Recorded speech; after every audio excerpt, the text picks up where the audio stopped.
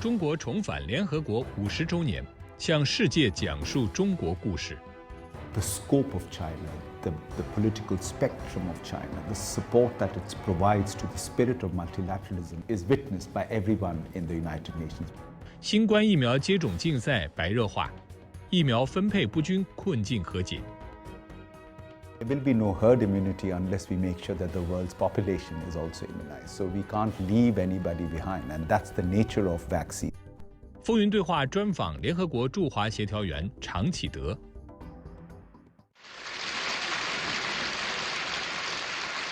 The draft resolution adopted. 2021年是中国恢复联合国合法席位50周年。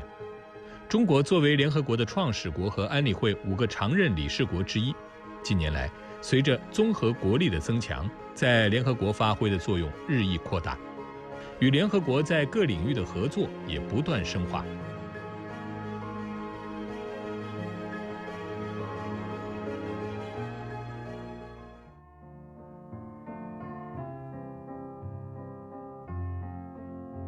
2021年1月16日，新任联合国驻华协调员常启德抵华履新。常启德毕业于印度国防学院，并拥有美国普林斯顿大学公共政策硕士学位。作为联合国发展系统最高级别驻地代表，常启德在国际合作、可持续发展、人道主义协调、和平与安全领域有着25年的工作经验。在被任命驻华代表前，他曾担任联合国驻肯尼亚协调员，并在联合国多家机构和国际组织出任领导职务，经常在媒体和期刊上就人道主义和发展问题发表文章。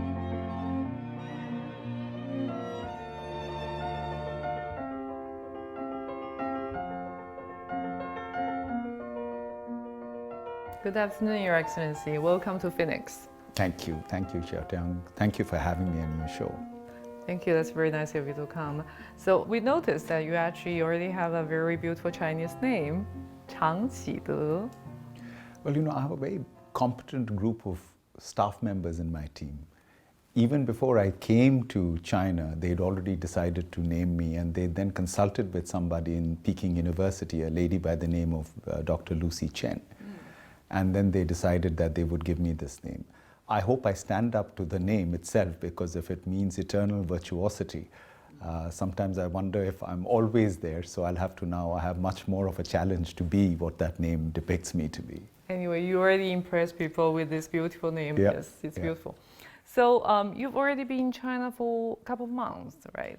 Not really. I arrived in China for the first time on the 16th of January, first time ever of this year. And then I spent 3 weeks in quarantine, so it was on the 6th. It doesn't count, yes. Yeah, 6th of February, Yes. I arrived in Beijing. So technically from the 6th of February to now, I would say is close to about a 1 month at work in China. Yes, but I already saw that you've been active and a lot of meetings. Yes. And, yes, and you also called on some ambassadors, and you are being warmly welcomed by your colleagues here. Yes. So how are you settling in here? It's just fascinating. First of all, I'm very privileged to come to China. Very privileged, I feel, that the Secretary General chose me, the UN Secretary General Antonio Guterres, to represent him as his resident coordinator. And I'm equally privileged that the government of China very quickly accepted my candidature to come and serve in this country. I have a great team in the UN country team in China, the heads of agencies, funds and programs. There are 27 of them, absolutely spectacular. And my own team in the resident coordinator's office is pretty phenomenal. So it's really, first of all, it's a privilege. And number two, it's a blessing to actually come to a team which is already so strong that we now can actually march with the government of China in achieving the 2030 agenda, which is the Sustainable Development Goals. You arrived in the middle of January, which is, first of all, before Chinese New Year, and then it's still, amid the pandemic era. So you also did the quarantine, I assume. So how's the experience? This is what I would commend China on. I think its public health response is pretty remarkable.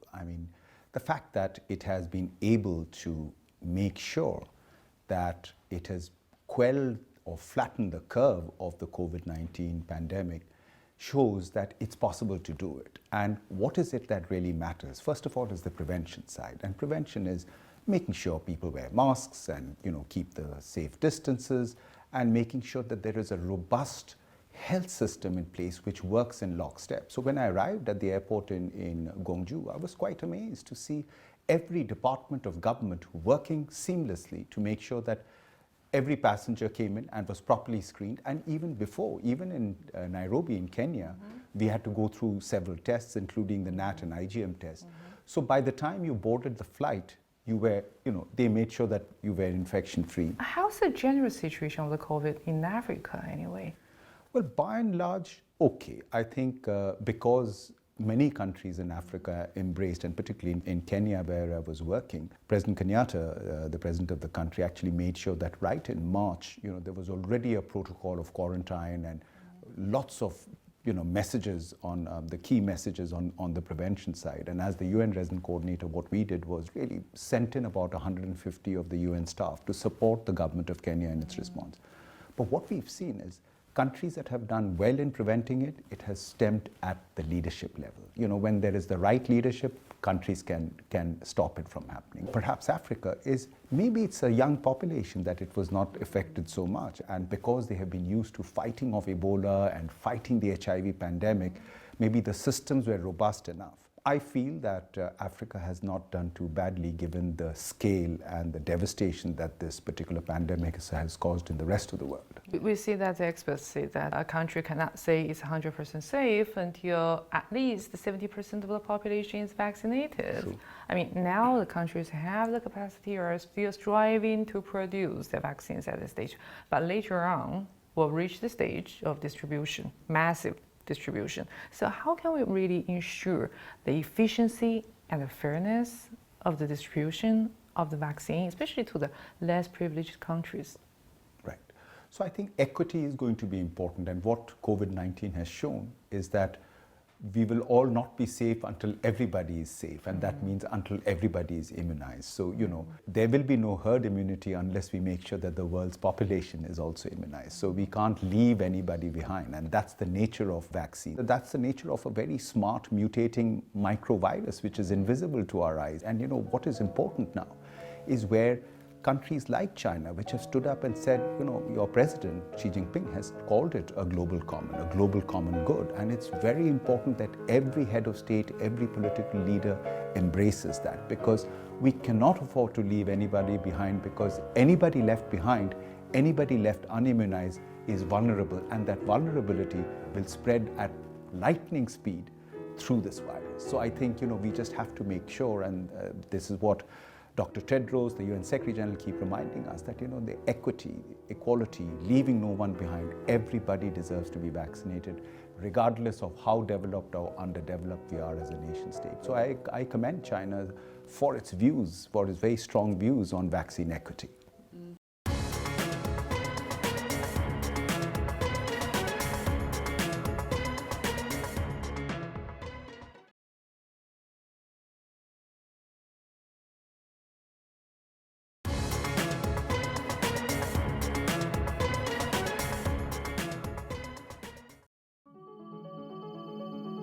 月10日是2021年的第一个100天，世卫组织曾制定的在今年第100天让所有国家都开始接种疫苗的目标未能实现。目前仍有26个贫穷国家或地区没有疫苗可用。在这100天里，全球接种了超过7亿剂新冠疫苗，但87%的接种集中在富裕国家，低收入国家仅占0.2%。与此同时，由世界卫生组织参与牵头的致力于全球公平分配疫苗的新冠疫苗实施计划，曾预计到3月底将分发近1亿剂疫苗，但由于供应量显著减少，目前只分发了3800万剂。The problem is not getting vaccines out of COVAX. The problem is getting them in. Scarcity of supply is driving vaccine nationalism and vaccine diplomacy. 然而，在这100天里，中国一直以实际行动履行新冠疫苗作为公共产品的承诺。目前，中国已经并正在向80个国家和3个国际组织提供疫苗援助，并向47个国家出口疫苗，同10多个国家开展疫苗的研发和生产合作。与此同时，中国还加入了新冠疫苗实施计划，明确承诺首批提供1000万剂疫苗用于发展中国家急需。Well, we see a lot of, the ambassadors now in China. They're trying to compete to get the vaccines from the Chinese companies.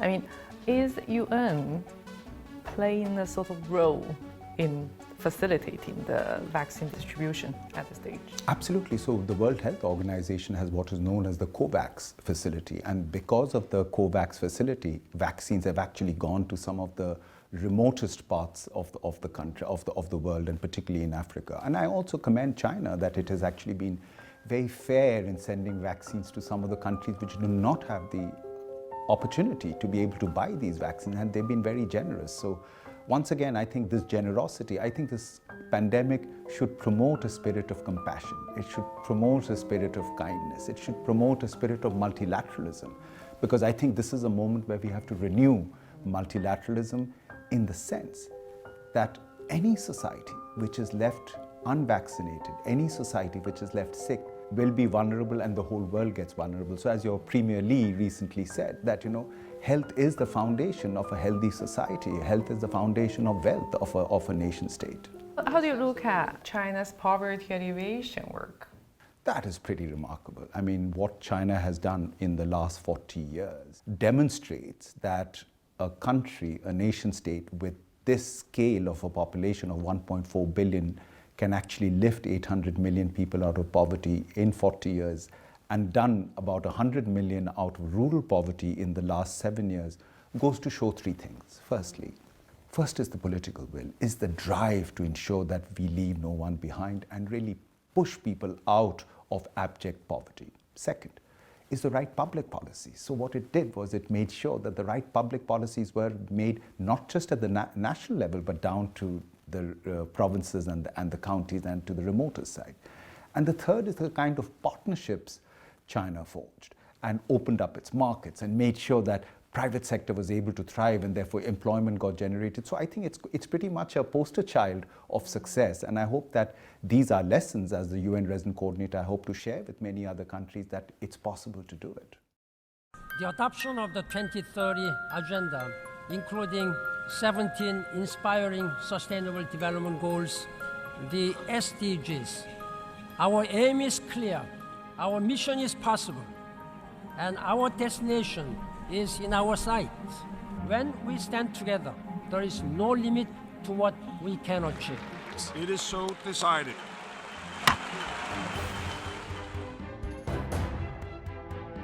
2015年9月25日，联合国可持续发展峰会在纽约总部召开。联合国193个成员国在峰会上一致通过了2030年可持续发展议程，这一包括了17项可持续发展目标和169项具体目标的纲领性文件，将推动世界在2030年以前实现3个史无前例的非凡创举：消除极端贫困、战胜不平等和不公正及遏制气候变化。当全世界都在为实现17项可持续发展目标而努力时，2019年底，新冠疫情的爆发却使这一努力逐渐偏离既定轨道。作为人类历史上最严重的人类危机和经济危机，新冠疫情对世界上最贫困和最脆弱的群体造成了最严重的影响。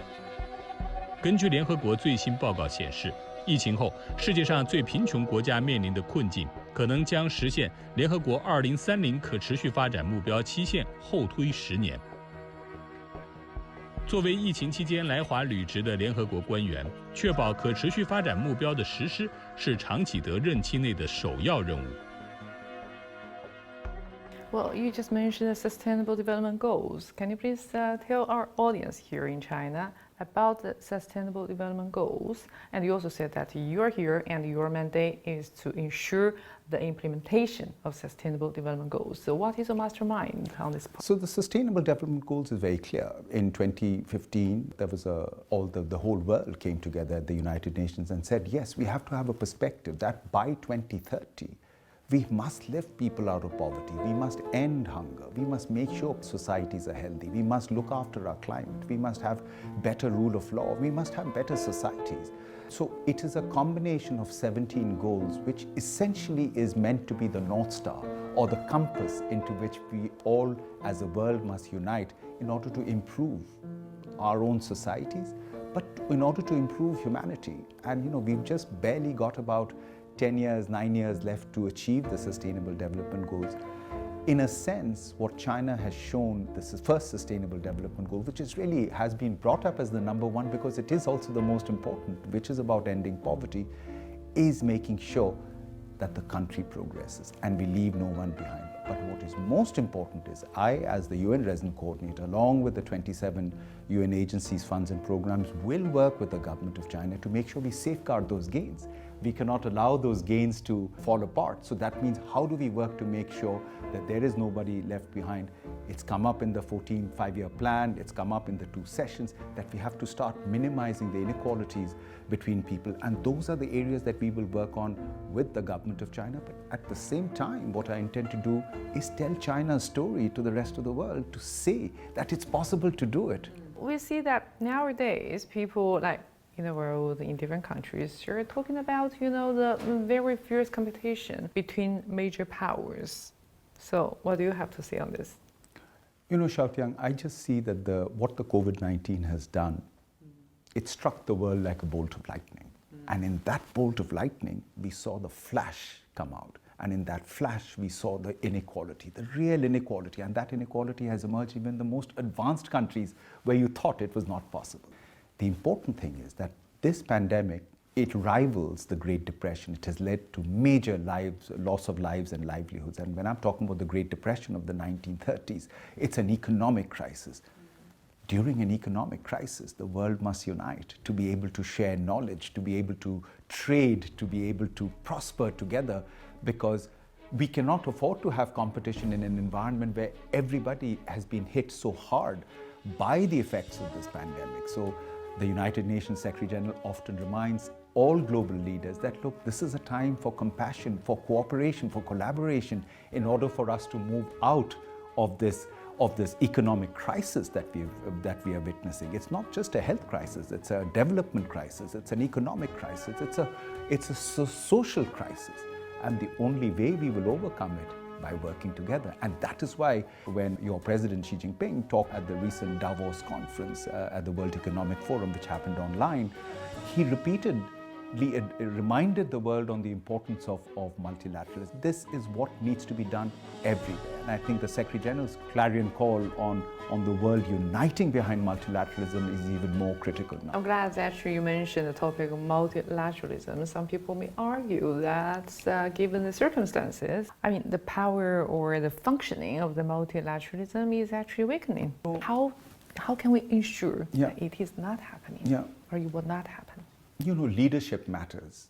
Leadership is very important. And I think, when you're president, when many presidents in Europe, and heads of state who've come together and renew the pledge to multilateralism, renew the importance of multilateralism. And, I'm privileged to serve under a Secretary General, Mr. Antonio Guterres, who is a passionate champion, not just multilateralism, but about making sure that we find pathways of common progress. He's probably the first feminist Secretary General we've ever had, and I respect that, when we are talking about equality of people, equality of genders, equality of societies. And I think this is where the bottom line is going to be. So I think we must demonstrate it as UN staff members and embrace that reality, but as nation states too. John Donne, the English philosopher, once said that, no man is an island, every man is a piece of the continent. And that's what we are all,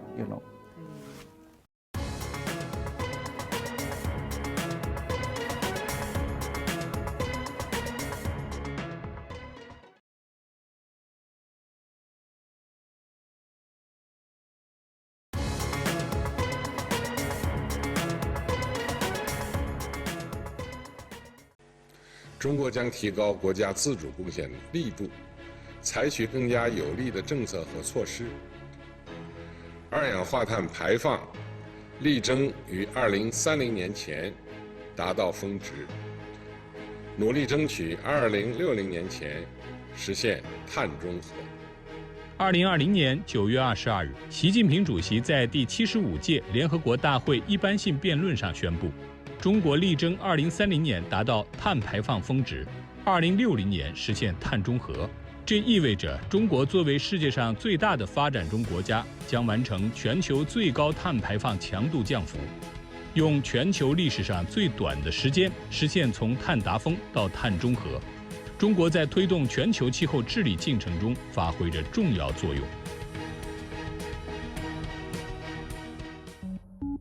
2021年4月14到17日，美国总统气候问题特使约翰·克里应邀访华，与中国气候变化事务特使谢振华在上海举行闭门会谈，讨论气候危机所涉问题。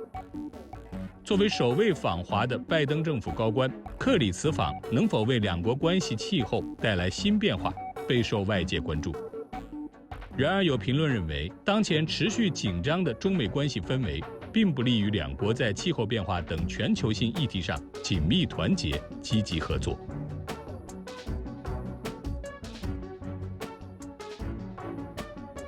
Especially when talking about the confrontation now, there's really the confrontational environment around. True.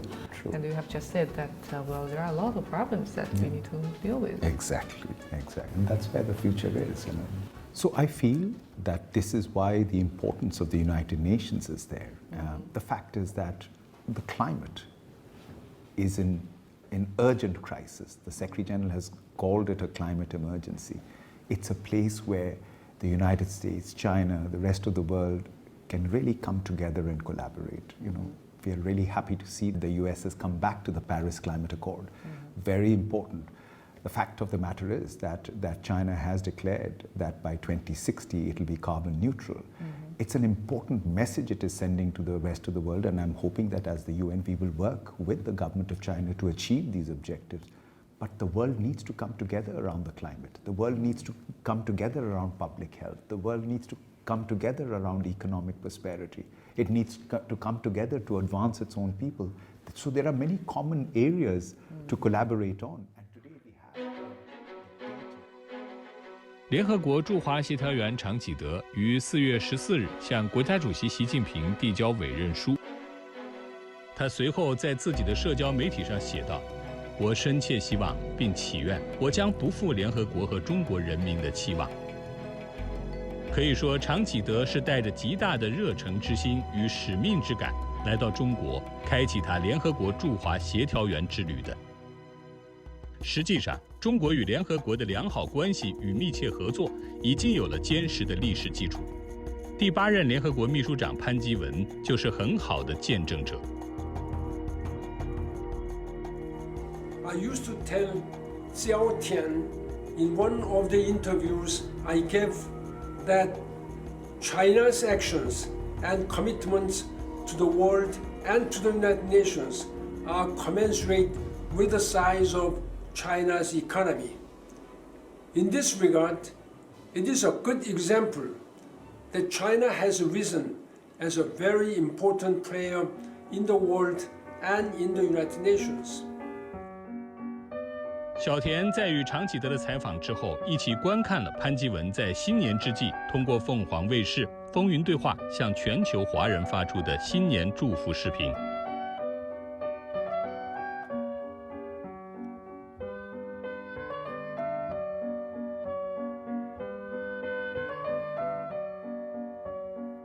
Mother, what a great message. Yes, we really appreciate that. Thank I you. only saw a bit of it, but I noticed a lot of what I've said to you in the interview actually came. Exactly, I was So going it to say was that's like, reflective to what you have said, yeah. yes. How do you look at the cooperation between China and the United Nations? I would say it's pretty amazing and commendable on all counts. I think the scope of China, the political spectrum of China, the support that it provides to the spirit of multilateralism is witnessed by everyone in the United Nations. We've seen Chinese leaders taking over UN agencies, funds and programs such as UNIDO and the FAO, and we're already seeing remarkable differences that it is making. The footprint of the Chinese peacekeeping forces, which I've seen myself in Africa, has been pretty remarkable. The fact that the white paper that the Chinese produced on peacekeeping, of bringing development and peacekeeping together, is so important, and this really reflects Secretary General Antonio Guterres' vision of what is called the triple nexus. Peace, security and development have to go together, and China is demonstrating that by action. So I think the future of the United Nations, the future of multilateralism will really be driven by the major powers, the permanent five of the Security Council, by the member states of the United Nations. And this is the moment for us to come together with one particular incentive, and the incentive is the most important one, the Sustainable Development Goals, the Agenda of 2030. We achieve that, we are going to start looking at the world and human society progress exponentially. Just the kind of progress we've seen in parts of China, I hope we can see that progress in parts of Africa too. Yes, and I'm sure about that in the soon future. Hopefully. Thank you, Sec. Thank you. Thank you. I appreciate that. So leave your comments.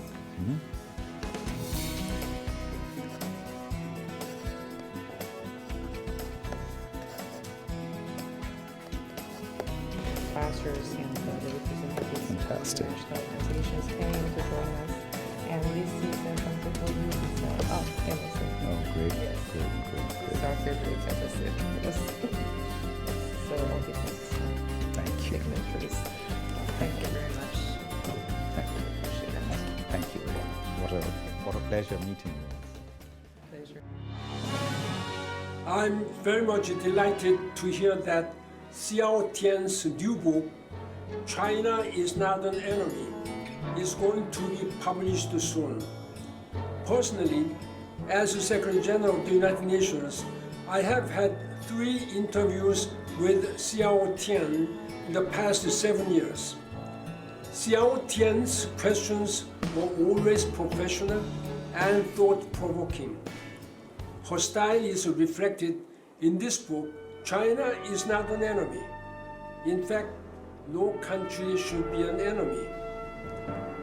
Though there are many challenges we human beings are facing, we can overcome these challenges by working together, hand in hand.